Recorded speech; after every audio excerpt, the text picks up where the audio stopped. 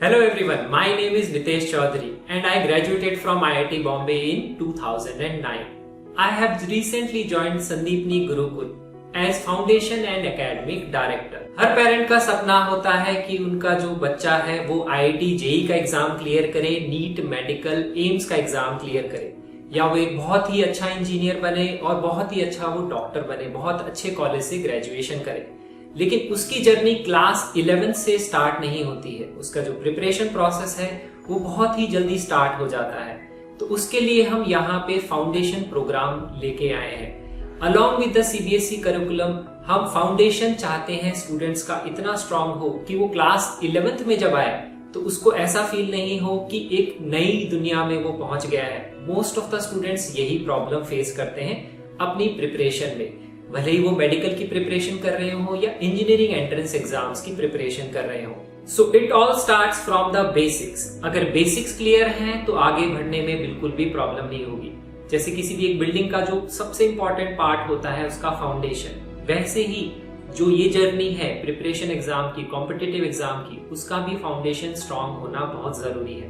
So I welcome all the parents and guardians to be a part of this journey. Let us build our children future together. मैंने बताया था triangle में दो तरह के angle होते हैं, होता है इंटीरियर एंगल और एक एक्सटीरियर एंगल। ये जो अंदर दिख रहे हैं सारे इंटीरियर एंगल। कभी भी कोई एक्सटीरियर एंगल बनाना होता है किसी भी पॉइंट पे, जैसे पॉइंट सी पे बनाना है, पॉइंट सी को लाइन जो है ये हम आगे ड्रॉ करेंगे। तो यहाँ पे ये जो एंगल बनेगा this is exterior. Point C पे जो भी लाइन बन रही है उसको आपको एक्सटेंड करना है आगे। हम BC को भी एक्सटेंड कर सकते हैं, हम AC को भी एक्सटेंड कर सकते हैं। ये इसको आप एक्सटेंड करोगे तो यहाँ पे ये वाला जो एंगल है ये भी क्या होगा, एक्सटीरियर एंगल ही होगा। ठीक है, तो ये हम ऐसे एक्सटीरियर एंगल मार्क करते हैं किसी पॉइंट पे, यहाँ पे बना सकते हैं, यहाँ पे बना सकते हैं। और ये वाला एंगल जो है इस एंगल के बराबर होगा because they are vertically opposite angles. ये दो लाइंस का इंटरसेक्शन है, ऑपोजिट पेयर जो होते हैं vertically opposite, they are always equal. अब हम बात करते हैं exterior angle of a triangle is equal to sum of interior opposite angles. Interior opposite का मतलब हो गया ये एक पॉइंट है, इस पे एक्सटीरियर एंगल मार्क किया है, इसके जो अपोजिट पॉइंट्स हैं जो बच गए, तो सी को छोड़ के क्या क्या बच गया, ए और बी। तो ये आपके इंटीरियर एंगल्स हैं और वो भी अपोजिट वाले। इस पॉइंट के एंगल नहीं, इसके जस्ट अपोजिट वाले जो पॉइंट्स हैं वहां पे जो इंटीरियर एंगल्स है उसके सम के बराबर। तो यहाँ पे अगर इस एंगल को मैं बोल देता हूँ x, हम ये बोल सकते हैं ये एंगल x है, तो this angle will be equal to angle a plus angle b। अब ध्यान रखना जब भी क्वेश्चंस में हम एंगल a लिखते हैं, एंगल b लिखते हैं, ऑटोमेटिकली वो इंटीरियर ही एंगल होता है किसी भी ट्रायंगल की अगर हम बात करते हैं। अगर हम एक्सटीरियर एंगल लिखते हैं तो हम इसको एंगल सी नहीं लिख सकते। एंगल सी लिखने का मतलब होता है interior angle automatically, until unless question में ऐसा लिखा होता है कि एक्सटीरियर एंगल को डिनोट करता है। नहीं तो आप एंगल सी कभी भी बोलेंगे तो it means interior angle of the triangle. अगर आपको ये एंगल मार्क करना होता है तो हम यहाँ पे क्या करते हैं, इस तरह से एक पॉइंट ले लेते हैं, मैं यहाँ पे डी डिफाइन कर देता हूँ। हम बोलते हैं जो ये वाला जो एंगल हम लिखेंगे ए सी डी, ऐसे लिखा जाता है उसको सिर्फ एंगल सी नहीं लिखते। इंटीरियर एंगल्स को ऑटोमेटिकली हम angle C, angle A, angle B लिख सकते हैं, एक्सटीरियर को हम ऐसे नहीं लिखते। तो यहाँ पे हमने देखा था कि हम ये जो एक्सटीरियर एंगल होता है that is equal to sum of interior opposite angle x है, तो यहाँ पे angle a plus angle b के बराबर। अब यहाँ पे टोटल क्या है, 3 पॉइंट्स हैं, ट्रायंगल 3 पॉइंट से बनता है। 3 पॉइंट्स में 3 एक्सटीरियर एंगल आ सकते हैं। Exterior angle of point C, point A, point B। अगर पॉइंट A का एक्सटीरियर एंगल होगा so that will be equal to angle C plus angle B, जो बचे हुए जो अपोजिट एंगल्स हैं उसके इंटीरियर एंगल का सम। पॉइंट B पे जो एक्सटीरियर एंगल होगा that will be equal to angle A plus angle C। तो हम हर पॉइंट पे एक्सटीरियर एंगल बना सकते हैं, सिर्फ हमें जो लाइन सेगमेंट है जिसको वो पॉइंट है उसको एक्सटेंड करना है और वहां पे हम वो एक्सटीरियर एंगल मार्क कर सकते हैं। तो ये पॉइंट B का एक्सटीरियर इस इस तरह से अगर पॉइंट ए को बनाना है तो आप AC को भी एक्सटेंड कर सकते हो, इसको भी एक्सटेंड कर सकते हो, तो आपके ऊपर। तो अगर हम यहाँ पे AC को इधर से एक्सटेंड करते हैं, ये वाला एंगल अपना हो जाएगा 60 है। ये वाला जो एंगल है ये किसके बराबर हो जाएगा? अगर मैं इसकी बात करूंगा तो ये वाला एंगल बराबर हो जाएगा सम ऑफ इंटीरियर अपोजिट एंगल। तो A पे क्या हो जाएगा? B plus C। इसको अगर हम लिखेंगे तो हो जाएगा angle B plus angle C। और अगर हम इसकी बात करते हैं तो ये वाला एंगल हो जाएगा यहाँ पे angle A plus angle C। अब हम यहाँ पे देखते हैं हम इसको प्रूव कैसे कर सकते हैं। इसको प्रूव काफी सिंपल सा होता है। जैसे मैं इसको मार्क कर लेता हूँ एंगल C, ठीक है। तो यहाँ पे अब हमारे ये एंगल A है, ये एंगल B है, ये एंगल C है, ठीक है। और यहाँ पे हमारा एंगल X है, ठीक है। तो अगर हम ट्रायंगल में नोटिस करेंगे तो angle A plus angle B plus angle C कितना होता है? 180 डिग्री। सबसे पहले हम ये स्टेटमेंट लिख सकते हैं, angle A plus angle B plus angle C this is equal to 180 degree. ये तो हमने ट्रायंगल की प्रॉपर्टीज को यूज किया। किसी भी ट्रायंगल के अंदर sum of all the angles is equal to 180 degree. उसके अलावा मैंने तुम्हें लास्ट क्लास में बताया था कि हम किसी भी पॉइंट पे अगर एक लाइन बनती है सीधी, तो यहाँ पे सीधी लाइन है, तो अगर नोटिस करोगे तो यहाँ पे जो एंगल है ये कंप्लीट एंगल ऐसे बनेगा, ठीक है। ऊपर तो ये इस तरह से बनेगा, एक पूरा डी बन रहा है। So this is equal to 180 degree. Angle x plus angle C is equal to 180। यहाँ पे हम इसको ऐसे लिख सकते हैं, x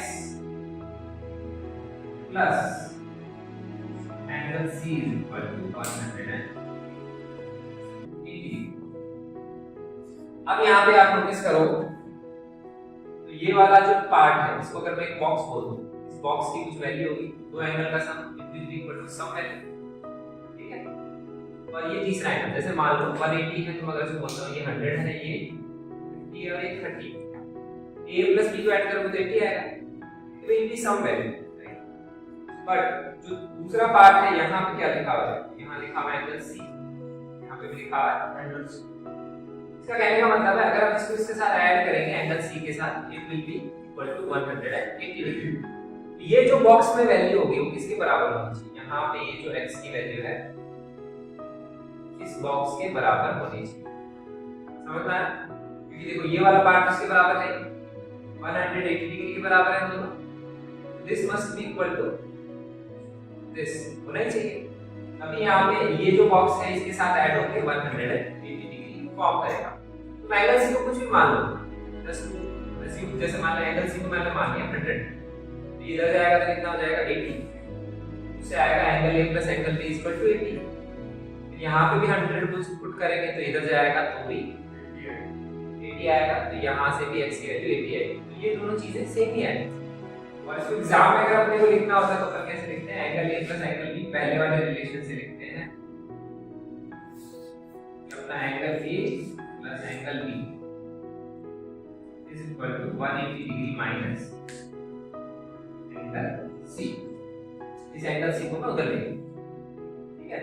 ये हमने लिखा है यहाँ पे इस फर्स्ट रिलेशन से। सेम चीज हम यहाँ से लिखते हैं, x को क्या लिख सकते हैं अपन? सेकंड वाले रिलेशन से x को लिख सकते हैं अपन, x is equal to 180 degree minus angle C। अगर मैं इस एंगल C को यहाँ ले लूं, नोटिस करो ये भी 180 माइनस एंगल C, ये भी 180 माइनस एंगल C, तो हम बोल सकते हैं therefore angle A plus angle B is equal to x। कि दोनों की वैल्यू सेम वैल्यू के बराबर, समझ में आया? ये होता है हमारा इसका प्रूफ। तो ये बेसिकली कुछ नहीं, यहाँ पे ये तीनों एंगल का सम 180 है, इन दोनों का सम 180 है। ऑब्वियसली ये वाला एंगल इन दोनों के बराबर होगा, ये चीज कॉमन है। इट इज लाइक 3 बॉक्सेस, जैसे यहाँ पे तीन टीम बनाई 3 4 5, ठीक है। और ये 3 4 5 है, ये हो गया 3 + 4 + 5। अब ये 5 वाला पार्ट इधर ही है, तो इधर कितना होना चाहिए? 3 + 4 होना चाहिए, तभी तो इक्वल होंगे।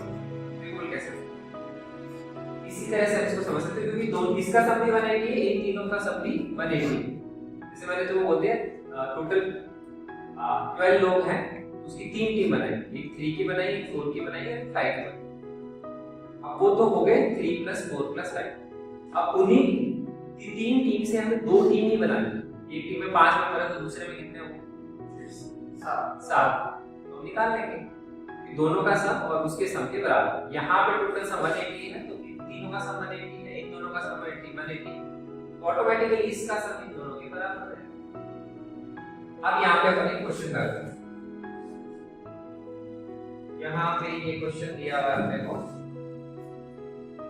तो यहाँ पे अपने क्वेश्चन में डायग्राम दिया हुआ है, PQR एक ट्रायंगल है, ठीक है। ये QT इसके परपेंडिकुलर है, मतलब ये एंगल 90 डिग्री। यहाँ एंगल 40 है, अपने को x और y बनाना है, यहाँ एंगल 30 डिग्री। तो अगर इस डायग्राम को देखोगे तो अपने को ट्रायंगल कौन-कौन से दिखते हैं? अगर मैं तुम्हें बोलूं count the number of triangles, कौन-कौन से ट्रायंगल? बड़ा वाला PQR, और RPS, एक दिख रहा है अपने को RPS, और क्या दिख रहा है? QS दिख रहा है, और QTR ये दिख रहा है। इसके अलावा अपने को ये भी दिखेगा छोटू। अगर इस पॉइंट को कुछ नाम दे देता हूं तो इसको ये बोल देते हैं, तो अपने को PAT भी दिख सकता है, QS भी दिख सकता है। ये सारे ट्रायंगल अपने को दिखते हैं। तो हमें क्या हर ट्रायंगल के बारे में पता होना चाहिए। कौन-कौन से ट्रायंगल तुम देख सकते हो, सब तुम्हारे दिमाग में होना चाहिए। फिर अपन ऐसा करते हैं कि कोई भी एक ऐसा ट्रायंगल ढूंढो, हम इसको इससे प्रूव करेंगे, इससे भी सॉल्व करेंगे, इसलिए रहेगा। बट जो भी जितने भी ट्रायंगल तुम्हें दिख रहे हैं, ऐसा ट्रायंगल ढूंढो जिसमें 2 एंगल बताओ, तीसरा नहीं बताओ। ऐसा कौन सा दिख रहा है? PQR जिसमें 2 एंगल की वैल्यू पता हो ना, ठीक है। PQR देखो ये अपने को पता है, ये कितना है? 90। ये पता है अपने को। तो अपने को ट्रायंगल में 2 एंगल की वैल्यू पता हो, तो अब फिर अपना ये तीसरा अपने आप आ जाएगा, क्योंकि अपने को पता है sum of all the angles of a triangle is 180 degree. तो जब भी ट्रायंगल में कुछ एंगल्स दिए होते हैं, कुछ एंगल्स फाइंड करने होते हैं, हमेशा वो ट्रायंगल ढूंढो जिसमें आपको 2 एंगल्स की वैल्यू पता हो, क्योंकि आप तीसरा एंगल ऑटोमेटिकली निकाल सकते हो। क्योंकि तीनों का सम कितना होगा? 180 डिग्री। ये 50 आ जाएगा। हाँ, तो ये अपन यहाँ बोल सकते हैं ये 90 है, ये 40 है। 90 + 40 + x इज इक्वल टू 180। मैंने तो बताया था एंगल की वैल्यू जब भी निकालनी होती है ट्रायंगल के अंदर, you will always have to use sum of all the angles of a triangle is equal to 180 degree. बिना उसके आंसर नहीं आएगा। तो इससे अपना x आ जाएगा, x कितना है? 180 - 130 हो जाएगा 50। ठीक है, अपना x तो अपने को मिल गया। अब अपने को मान लो निकालना है y। तो अब मेरे को बताओ ये जो y एंगल है ये कौन से ट्रायंगल का एक्सटीरियर एंगल है? PSR। क्योंकि देखो जो भी मैं अगर बोलता हूं, अगर मैं इसमें एक्सटीरियर एंगल की बात करता हूं तो ये जिस पॉइंट पे बन रहा है उसी पॉइंट पे एक साइड होगी जिसको आपने बढ़ाया होगा।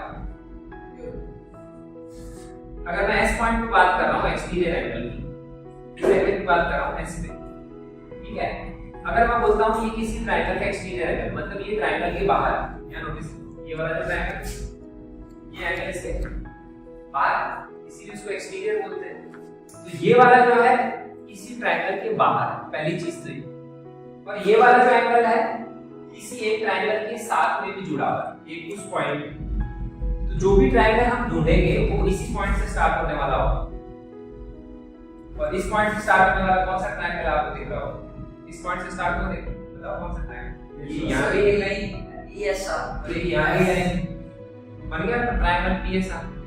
सर ऐसे तो फिर ये भी वाला PSQ। PSQ क्यों नहीं बनेगा? क्योंकि PSQ अगर बनाओगे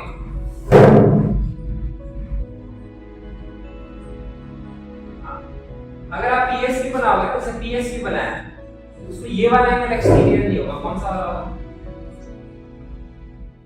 दूसरा वाला एंगल एक्सटीरियर होगा, क्योंकि अगर आप PSQ बनाओगे तो ये वाला एंगल एक्सटीरियर, क्योंकि उसमें आप SQ को बढ़ाओगे। PSQ की ये तो हो गया अंदर वाला एंगल, और अगर आप SQ को बढ़ाओगे तो ये आपको एक्सटीरियर एंगल मिलेगा। एक्सटीरियर एंगल तभी बनता है जब कोई जितने भी ट्रायंगल, हमेशा हम ट्रायंगल्स देखते हैं, मैंने तो बताया कितने तरह से तुम ट्रायंगल्स देख सकते हो। जनरली हम वो ट्रायंगल्स देखते हैं जिसमें आपको दो एंगल पता हो ताकि तीसरा एंगल निकाल दो। अब हम ना y को ऐसे भी निकाल सकते हैं कि हमें ये पता लग गया, ये पता लग गया, तो उसको 180 में से सब्ट्रैक्ट कर देंगे तो अपना ये वाला जाएगा, निकाल लेंगे। ऐसे भी कर सकते हैं इसको। ये 30 है, ये कितना है 50, सब वन में क्या आ जाएगा, ये कितना है 80 हो जाएगा और बचेगा 100 बचेगा। तो ये अपन ऐसे भी निकाल सकते हैं कि 100 डिग्री होगा और एक बार ये वाला जाएगा, y कितना होगा 80 जो भी दिख रहा है, ये पूरा d बन रहा है लीनियर पे, वो अपना 80 आ जाएगा। अपन ऐसे सॉल्व कर सकते हैं इसको। अभी इसको सॉल्व करने के लिए हमने एक्सटीरियर एंगल की प्रॉपर्टी यूज नहीं की, ऐसा आप हमेशा कर सकते हो, देयर इज नो प्रॉब्लम, ठीक है। बट एक्सटीरियर एंगल की प्रॉपर्टी बेसिकली यही तो है। आपने क्या किया, इन दोनों से ये एंगल निकाला, फिर उसको 180 में से सब्ट्रैक्ट किया, तो ये आ गया। यही चीज तो कर रहे हैं यहां, तभी तो अपन ने बोला ना एंगल सम। तो हमने कौन कौन सी चीज यूज करी, एक ये यूज करी थी sum of all angle of the triangle 180, और एक हमने यूज करी यहां पे लीनियर एंगल। ये चीज अपन यहां कर रहे हैं। पहले मैंने इस ट्रायंगल में सम ऑफ ऑल एंगल किया 180, उससे अपना ये वाला एंगल आया, फिर y हमने निकाल लिया यहां पे लीनियर एंगल से, वही चीज कर रहे हैं। बट हम इसको डायरेक्टली भी देख सकते हैं अगर हम आइडेंटिफाई कर लें exterior angle of a triangle.